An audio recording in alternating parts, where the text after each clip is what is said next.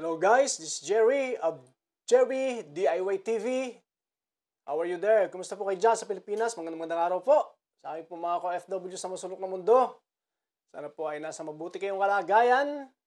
Ayan, nandito po ako para po sa isang unboxing na binili dito sa Europe ng EA Sun Power 24 volts sa lithium battery at saka po ng Isan 4.2 kilowatt na inverter.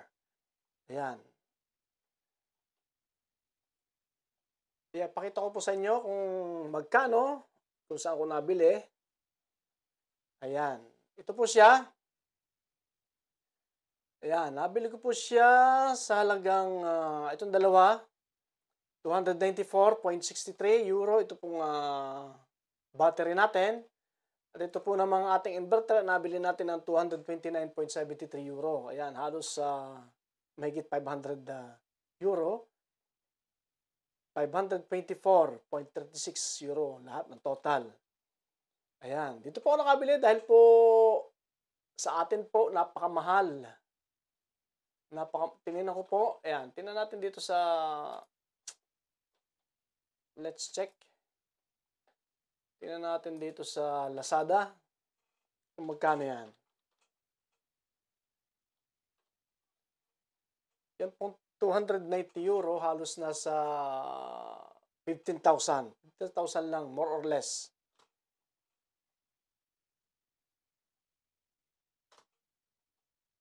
Lazada.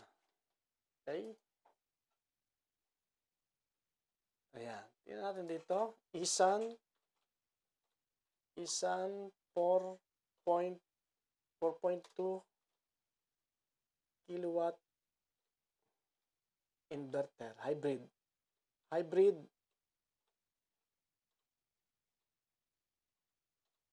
inverter.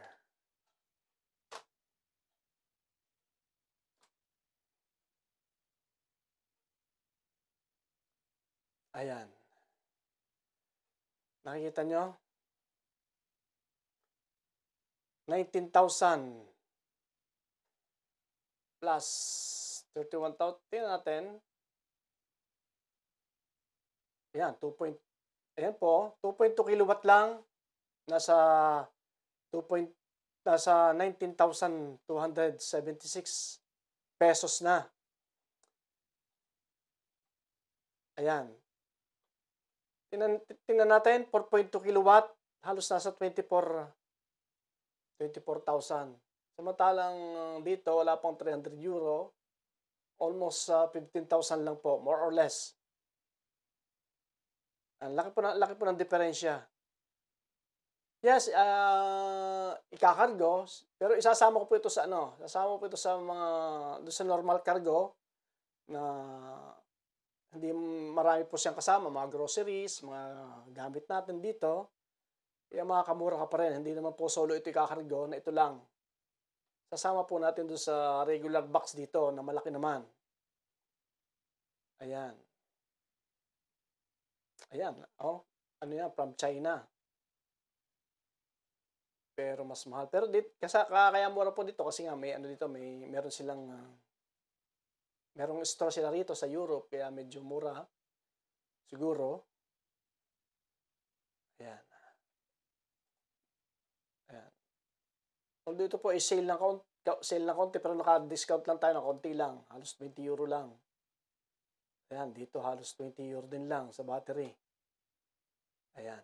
So, ayan po yung specs ng aking mamaya papakita ko sa inyo yung specs ng aking inverter. So, let's unbox it po. Samahan po niyo ako. Okay, let's do it. So guys, let's unbox it. Our battery first. From Isan. Ayan, sabi ko na sa inyo kung magkano. At kung saan ko nabili. Ang purpose natin sa pagbili nito. It's about 20 kilogram. I think 21 kilogram. So, let's unbox it. Ayan. First, you can see this is the terminal. There is the screw for the positive and negative para maikabit natin yung cable papunta sa ating inverter. Siya. And then, siyempre, with manual.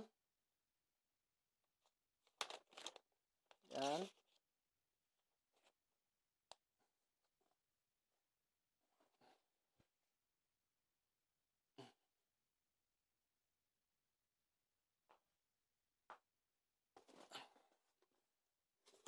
Ayan siya. Styro sa ibabaw. And let's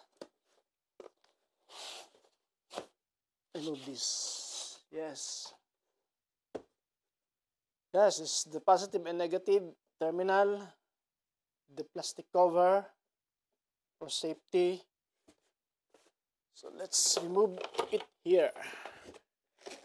Yeah. Yes. Oh la la. Here she is.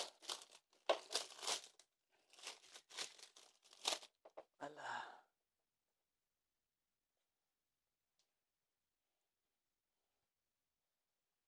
So, 25.6 volt, 100 ampere. Ayan, nakikita niyo yung specs dito. Basahin natin.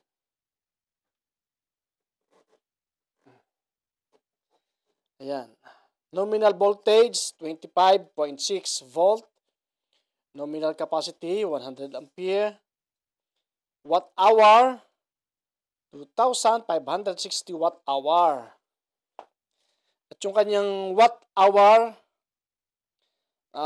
charger voltage, 100 ampere maximum. Ayan, I hope yung makikita niyo. Tapos yung watt hour niya, ayun, sabi ko na. Tapos charging, ito charge voltage niya. 28.8 volts to 29.2 volt maximum. Maximum yung 29.2. Tapos, standby max charge, steady max charge, steady. Yes. 20 ampere to 50 ampere. Tapos, yung continuous peak discharge, 100 ampere to 200 ampere. 10S. Yan. Tapos, operating temperature, charger, 0 to 45 degrees Celsius. Yan. Continuous peak charge niya. Discharge. Tapos, operating temperature, ayan. 0 to 45, sa pag-charge, 0 to 45 degrees Celsius. Sa pag-charge siya. Pag-discharge naman, 20 degrees Celsius to 60 degrees Celsius. Ayan. Ayan po.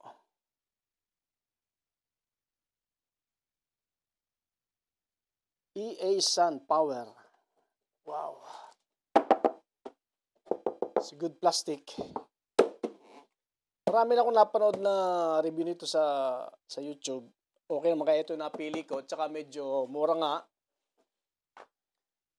Wala pang 300 euro. Kung bibili naman kayo ng dalawang 12 volts with 100 ampere each, aabot ng 300 euro. Mas mahigit sa 300 euro.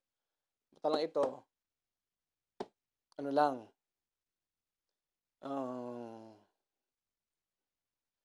Wala pang 300 euro. Ayan. So, let's check. Check natin yung voltage. So, ayan. Check natin yung voltage ito. Hindi mo natin bubuksan. Saka lang natin bubuksan. Pagtetestingin na natin para maipakita ko sa inyo yung loob nito. Ayan. Ayan po. So, let's put in the DC. Wala. Then, put, yeah.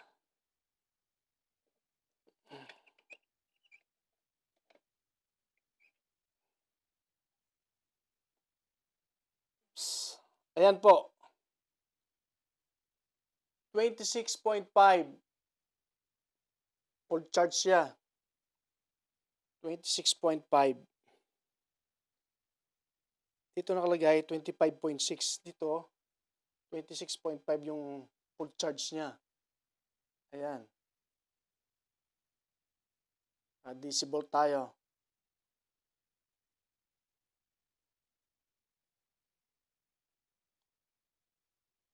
Ayan.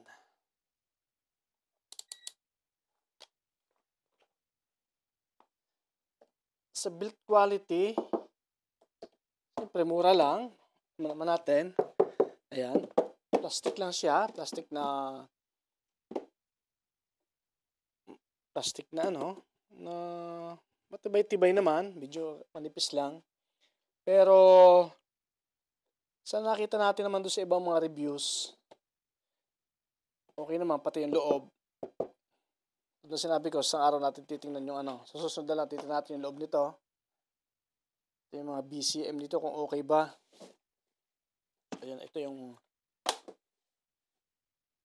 ano niya. Good. Ayan. So, sabi nyo, hindi makabigatan. 20 kilogram. Yes. Isan. This is Isan. EA Sun Power. So, na sinabi ko, napakamahal ito sa Pilipinas. Kaya dito ko naisip bumili. Hindi ko lang alam kung paano papadala sa atin. Hindi ko alam kung tatanggapin ito sa cargo dito. Siguro, special ano ito, special. Kasi lithium battery siya. Delikado siya. Pero phosphate naman to. Ayan. Ito po ay lithium ion phosphate. Hindi gaya ng mga ginagamit natin sa mga cellphone, sa laptop. Yun po yung mga nakasunog. Pero ito naman, hindi masyado. Huwag na mag-overheat yung ating linya. Pero kung naka-stack siya, o nababa sa biyahe siya, hindi siya delikado masyado. Hindi gaya ng mga battery ng mga cameras, ng mga laptop. Yan, tsaka cellphone, yun po yung mga sumasabog talaga. Ito dahil phosphate siya. Kaya safe siya. Ayan.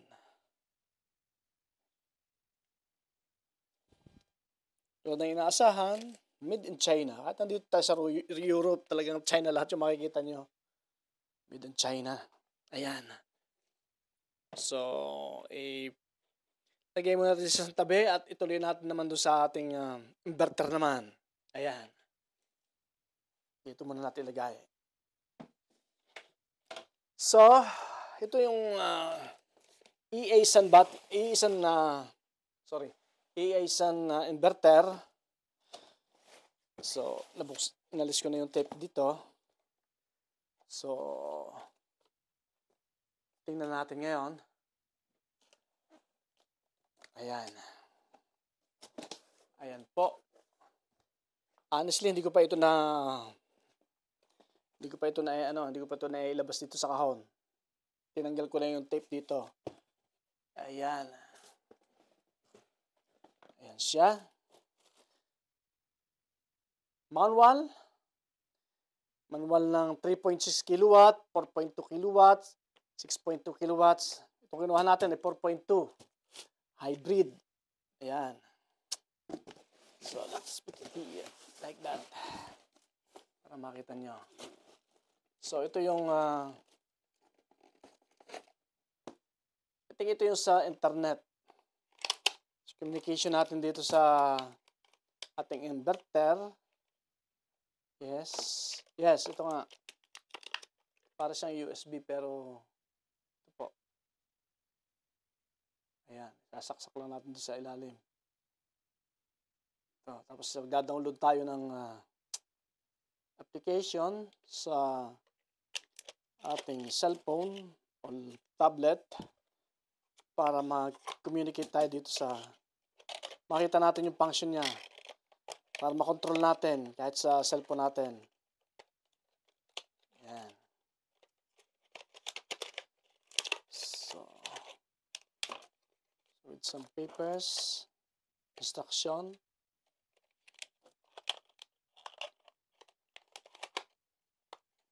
Here. And here she is. Wala.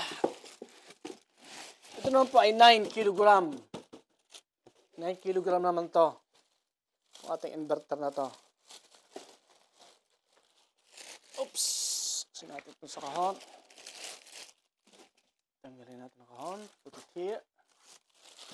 Ayan.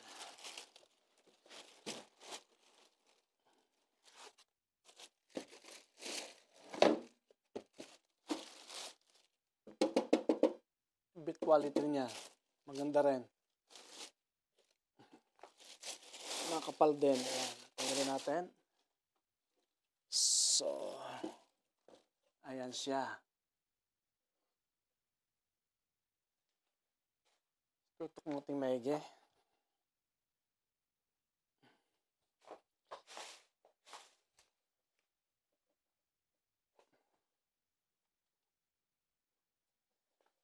Ayan. So, ito yung LCD niya. Nakakontrol. Tapos, hindi nakikita. Ito. Yan. So, meron siya ditong dalawang butas para sa wall mounting.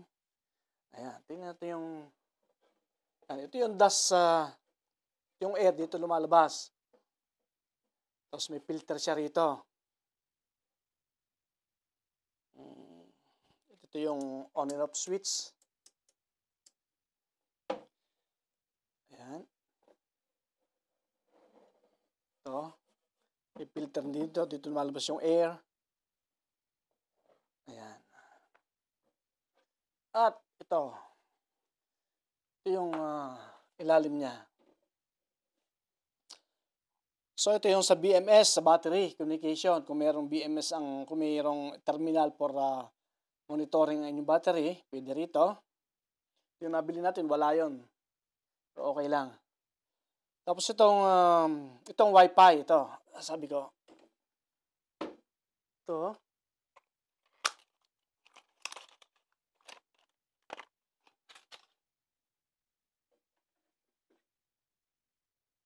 Ito.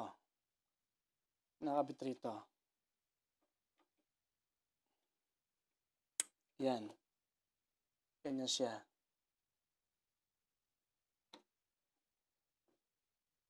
Tapos, itong kanyang AC, line in. Yan, galing sa ating Meralco. Grid, galing sa grid. Tapos, ito naman yung line out ng ating main out. Ito yung main out. Ito naman sa secondary out. So, dalawa yung kanyang dalawa yung kanyang out, AC out para sa ating mga appliances, sa ating mga kung saan natin gagamitin. Ayan, at ito naman yung sa battery. Ito. Dito.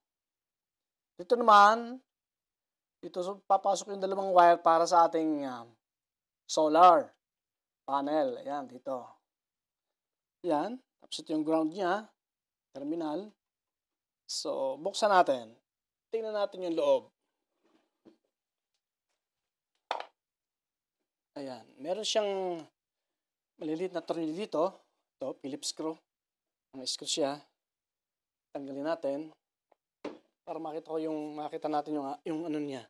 Terminal sa loob. Yung mga, kasi kakabit yung ating mga wire. Source. Tsaka ang supply. Yan.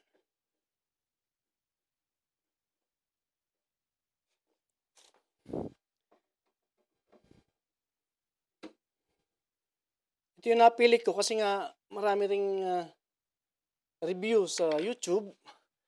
At ito napaka-affordable, mura lang. Kaya gusto kong subukan to.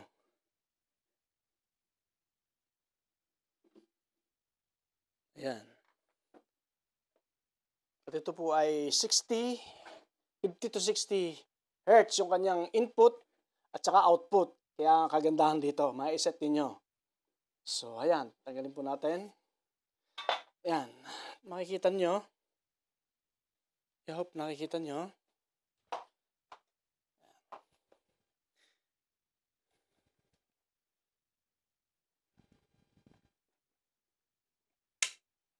Ayan.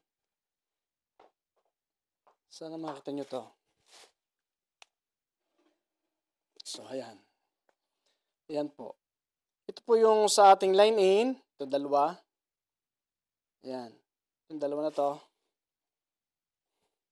Ito naman yung sa main out. Ito dalawang to. Ito ang sa secondary out. Ayan. At yung dalawang terminal na yun nasa loob. Ayan. Ito.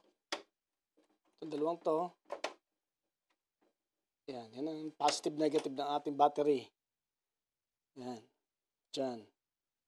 Tapos ito naman yung sa ating solar panel. Ayan. At napakaganda ng klase. Kita natin. Yung sa ibang parehas na brand dito pero nakita natin yung mga terminal, mga connector, parang pangkaraniwan lang pero ito ang ganda ng pagkaka-design. Parang quality talaga. Maganda yung design niya. Ayan o.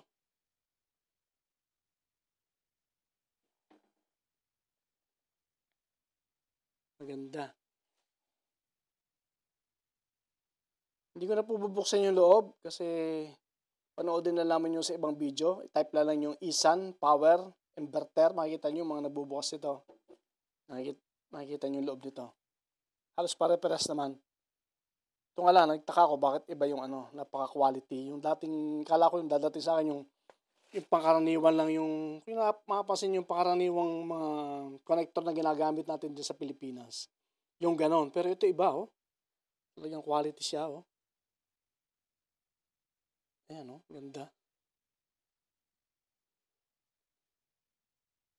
At next video po, testingin natin to via grid and battery. Wala pa ako solar dito. Bala ko dito sa Pilipinas bumili.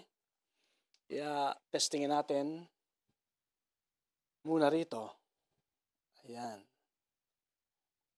I hope okay naman to sa atin dahil multi voltage niya 220 to 240. Tapos yun nga 50 to 60 Hz. Automatic siya. Pero yung out niya, i-set nyo kung anong gusto nyo, kung 50 Hz o 60 Hz. Ayan. Ayan po ang aking battery and inverter.